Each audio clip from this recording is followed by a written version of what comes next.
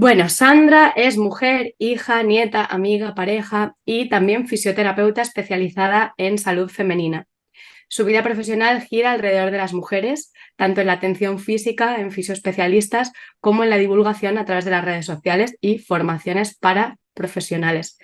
¿Qué voy a decir? Lo tengo que decir, ¿no? Que como junto a Ascen me unen muchas cosas, una relación personal también muy bonita y mucha admiración en este sentido. Sandra nos va a presentar su trabajo Dispareunia en el posparto, una epidemia. Os cuento también que ha estudiado el máster en sexología sanitaria con perspectiva de género y adelante, compañera, con esa presentación. Bueno, pues me puse a hacer este trabajo sobre la disparina en el posparto y cuando lo estoy terminando, digo, ¿es una epidemia?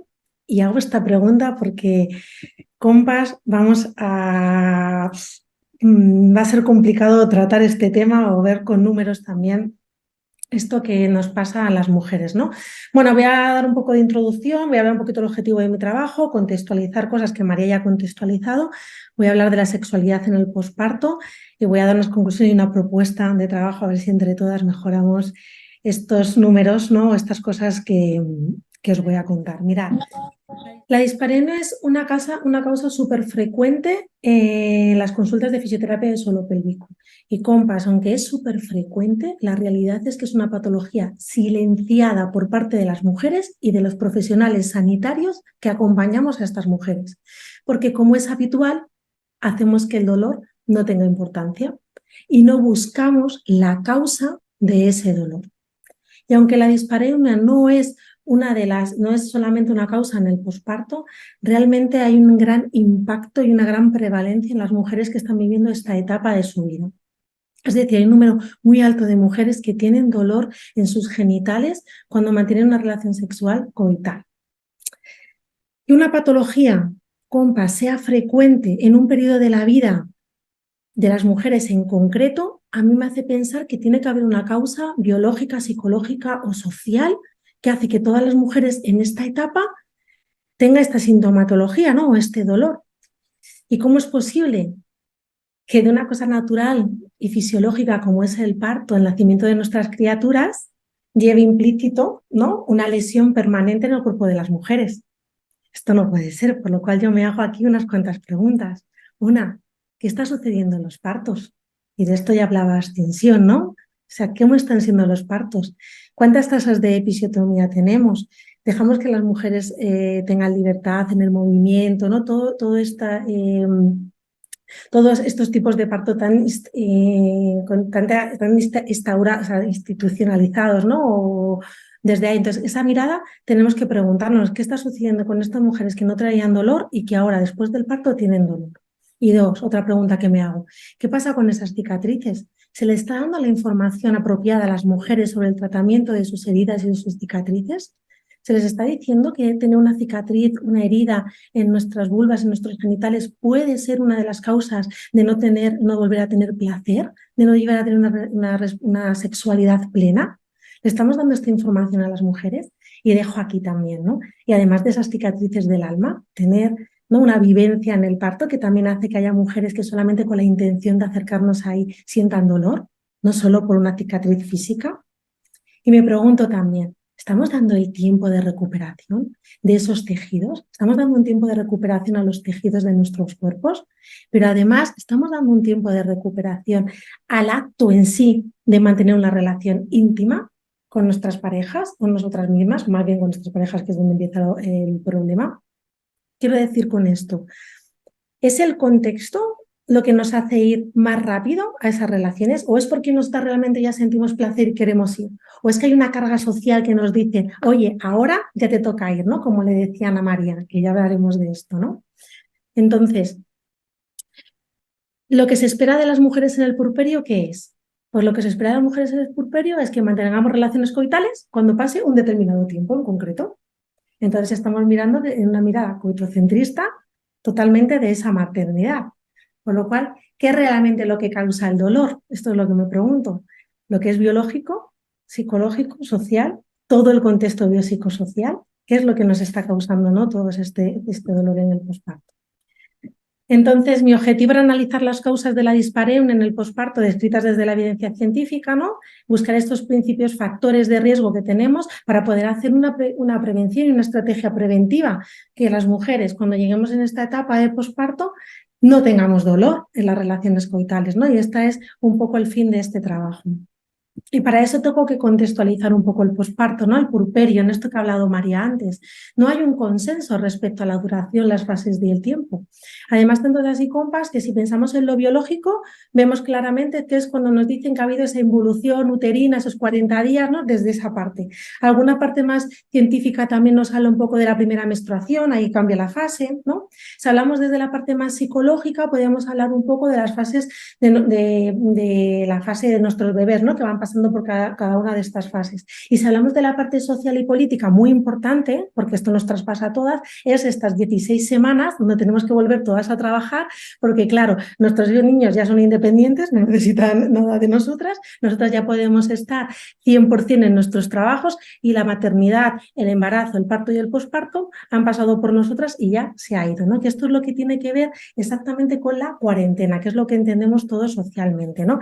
Y la cuarentena, el problema es el mensaje que transmite, que es que ya se vuelve al estado preconcepcional, ¿vale? Antes ya no se ha vivido el parto y, por supuesto, la maternidad ya ha terminado.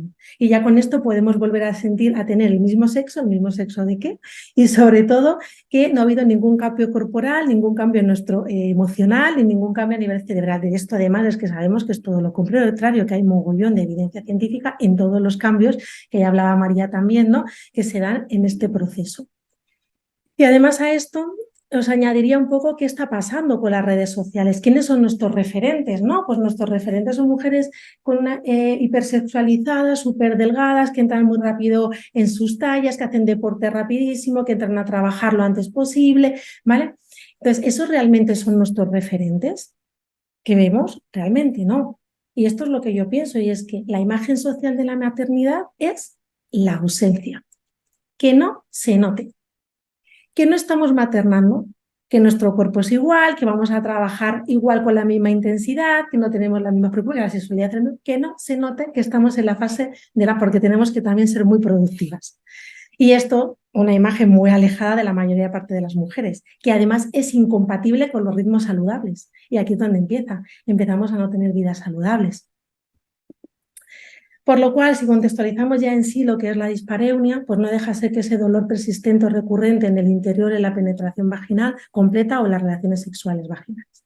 Pero lo importante aquí, que es lo que yo veo en consulta, no que lo que veo en mujeres, que es lo que me traspasa, y es que es la dispareunia, es el dolor que es, dicen, un síntoma. Si solo lo tratamos como un síntoma, aquí entramos en la confusión de cuánta intensidad, subjetiva, objetiva, ¿dónde está? Bueno, el dolor es un síntoma, pero el dolor en sí también es patológico, está ahí, es presente, tengo un dolor, ¿no? Y eso hay que tener esta mirada. Y que el dolor puede ser somático, y aquí es donde empieza a ver dónde tenemos que trabajar nosotras. Es una percepción sensorial, localizada, subjetiva, puede ser más o menos intensa, ¿bien? Real, siempre real, de esa mujer que te está diciendo que tiene dolor. Puede ser un dolor neuropático, una respuesta anómala del sistema nervioso periférico, o un dolor psicosomático, una manifestación de sensaciones físicas que no tienen una causa clínica conocida, pero que está ahí. Cuando nosotros hablamos de dispareunia, ¿nos paramos a mirar esto? ¿Paramos si este dolor realmente es un dolor psicosomático? ¿Paramos a pensar que igual viene por un problema del sistema nervioso central? ¿O veremos a ver si es somático? Si lo pensamos todo en la dispareunia como un conjunto de dolor, nos estamos perdiendo la causa realmente de esta mujer. No todas tenemos la misma dispareunia. El dolor no viene desde el mismo lugar, ¿no? Por hablaros un poquito más de la dispareunia, vamos a dividirlo un poco por su origen, ¿no? Y vamos a explicar un poco que la dispareunia puede ser primaria en mujeres que tienen dolor desde su primera relación sexual toda la vida. Bien, y esa sería primaria. Y hay mujeres que tienen dolor en sus relaciones sexuales coitales, cuando estamos hablando aquí también, en un momento determinado de su vida, como puede ser en este caso el posparto. Nunca ha tenido dolor y en esta etapa empieza a tener dolor, ¿no? También tenemos que verlo desde el contexto del propio dolor, ¿no? ¿Es generalizado con todas las parejas, en todas las circunstancias, o es situacional, ¿no? En ciertas posiciones, con un cierto estímulo, llegando más al fondo, o con parejas específicas, o solo conmigo misma, o con alguien en concreto, ¿no? Esta parte también es importante y hay que trabajarla y hay que preguntarla en nuestras consultas, porque ahí va a cambiar también el contexto del dolor. Y el dolor, ¿dónde se localiza? ¿No? Si es esa parte superficial en la vagina, en la entrada, en ese introito, o es una un poco más profunda, ¿no? Que tiene que ver con una penetración profunda, con movimientos o durante los movimientos coitales. Y también hay mujeres que sienten dolor después, que se queda como un dolor residual, que esas mujeres que no le dan importancia en ese momento, pero se quedan durante tiempo con ese dolor, ¿no? Entonces, ¿cómo se localiza el dolor? Entonces, cuando hablamos de dispareunia, no solo tengo dolor en las relaciones sexuales, que ver el origen del dolor, qué tipo de dolor tengo, y luego que ver el origen, el contexto, ¿no? Y la localización. Y a partir de ahí abordaremos muchas de las cosas. Mirad, mucha búsqueda, ¿no? Y os he puesto dos estudios en concretos porque me parecen como muy importantes, ¿no? Uno de ellos es una revisión sistemática del 2021, mujeres, mirar, con una prevalencia de un 35% de las mujeres tienen dolor coital en el posparto. Se hace un seguimiento de un año, ¿vale? Entonces ahí cambia, ¿no? Los 2 meses hay un poquito más, 6 meses, y la media es un 35%. Un tercio de las mujeres. Yo leo este estudio y digo, un tercio, ¿dónde están los agentes de la salud? ¿Dónde estamos aquí presentes si un tercio de la población femenina en esta etapa tiene dolor en las relaciones? ¿Hablamos de este tema? Las mujeres no, pero los agentes de salud sí. ¿Tenemos medios para prevenir esto? Me voy a ir más, me voy a un estudio de cortes australiano, maravilloso este estudio, que habla de la primera relación coital y se hace un acompañamiento a las mujeres desde el posparto inmediato hasta 18 meses. El 85,7% de las mujeres sienten dolor en su primera relación sexual. ¡Wow! Entonces aquí me vuelvo a preguntar todo esto. ¿Es que vamos muy pronto? A nivel de tejidos, vamos muy pronto por expectativas de otros, por una presión social que nos cae directas, porque no estamos entendiendo la sexualidad de la maternidad. ¿Qué está pasando aquí? Y además, si miramos más en este estudio, que no lo he puesto, preguntándole a estas mujeres, un porcentaje de estas mujeres ya traían dolor antes del embarazo. Cero importancia hasta que no llegaron a este estudio, ¿no? Entonces, ¿estamos haciendo las preguntas correctas? ¿Nos estamos planteando como mujeres y como profesionales de la salud este tipo de preguntas? Siguiendo mirando bibliografía, voy a otros estudios, que era un estudio de revisión sistemática y cortes del 2020 al 2022, brutal, con un montón de estudios donde van haciendo los factores de riesgo en la dispareunia posparto, ¿no? Y nos enseñan un montón de factores de riesgo, pues los partos instrumentalizados, las cesáreas, los daños en el perineo, las episiotomías, hasta aparece la lactancia como un factor de riesgo. Y a esto, si leemos tranquilamente estos estudios, por eso pongo ese interrogante, hay que ver ahí también sus sesgos, sus cositas de cada uno de estos estudios. Pero lo que quiero traeros aquí es que, aunque esto esté así, lo que está claro es que hay una prevalencia importantísima en mujeres con dolor en el posparto. Por lo cual, nosotros, sobre todo en la parte biomédica, tenemos que hacer una mirada desde aquí, ¿no? Independientemente de que los factores de riesgo sean más unos o sean otros, ¿no?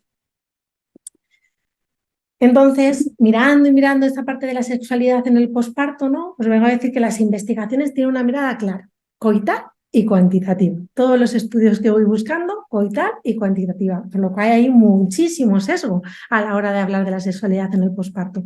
No sé, no veo estudios donde sale de la diversidad sexual, de la sexualidad en solitario, en un posparto. Tendremos que volver a reconocernos nosotras. Tendremos que tocarnos primero nosotras, ver, observar, tocarnos, para poder luego tener, si queremos, un placer más compartido. Por supuesto, nos habla del placer. Si hay dolor, ¿cómo va a haber placer? ¿Cómo puedo hablar del placer cuando estoy buscando solamente lo coital y el dolor? ¿Dónde está el placer? ¿Cuáles son los ritmos? ¿Cuáles son las propuestas a nivel de mantener encuentros? Que ahora hablaremos de esto. Y bueno, y en el contexto psicosocial no encontramos nada. Se habla de la fatiga que da, el cansancio que tiene la crianza y la maternidad. Se habla de la pareja, del estrés, de las redes de apoyo, de la imagen corporal que tienen estas mujeres. Esto de la construcción erótica que tenemos en esta parte de la vida, de la belleza en el posparto que no la sentimos. ¿Cómo vivimos la sexualidad en el posparto? Si estamos cansadas, si no hay una correlación con la pareja, si estamos estresadas, si no duermo, si no tengo red de apoyo, si no me siento guapa en una buena imagen, ¿cómo va a ser nuestra sexualidad? ¿No? Y si a eso le unimos el cuándo, el deseo y las expectativas, ¿cuándo mantengo las relaciones? Estoy preparada, mis tejidos, mi cuerpo está preparado. Estoy preparada yo emocionalmente. ¿Lo hago desde el deseo propio o desde las expectativas de otros? Si no lo hago cuando mi cuerpo me lo pide, si no lo hago con deseo y si lo hago con expectativas de otros, quizá haya dolor genital. Entonces, si mi cuerpo es diferente, si mis ritmos son diferentes y si el entorno es diferente, el sexo es diferente. Peor, no, diferente.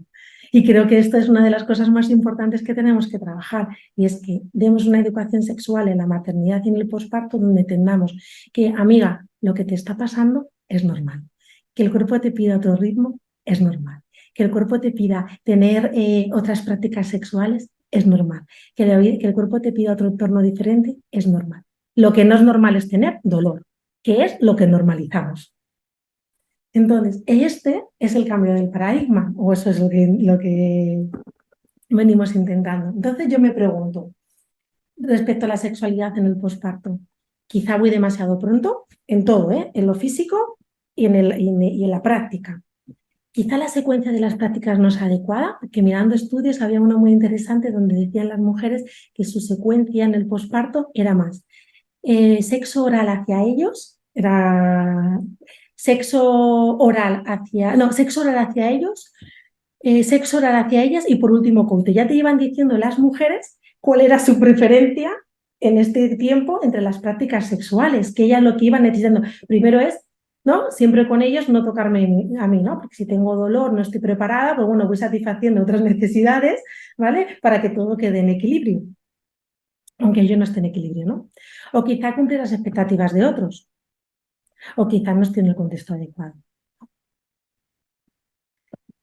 Por lo cual, mis conclusiones de todo este estudio tiene que ver con que las tasas de dispareunia, voy a poner esta palabra que es un poco fuerte, pero es que son intolerables. Y es un problema de salud que está subestimado. Cuidado, un tercio de la población en muchos de estos estudios, las mujeres silenciando el dolor, los profesionales también, porque si les normalizamos el dolor, estamos silenciando, estamos siendo parte de esto, ¿no? O con soluciones muy rápidas como el lubricante, ¿no? Que este es un temazo también, ¿no?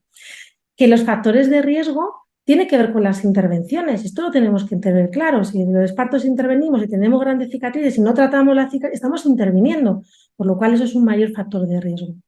Y mirad, no se valora para nada la esfera psicosocial de las mujeres en esta etapa. Para nada, no aparece. Pero es que además no se trata la biológica, por lo cual normalizamos el dolor. Así que esto es una mirada clarísima. Tenemos que hacer una mirada psicosocial de las mujeres y, por supuesto, tener una mirada para tratar la parte biológica, pero la psicosocial también. Pero es que esa esfera no está. Y la biológica, que parece que está un poco, la ignoramos.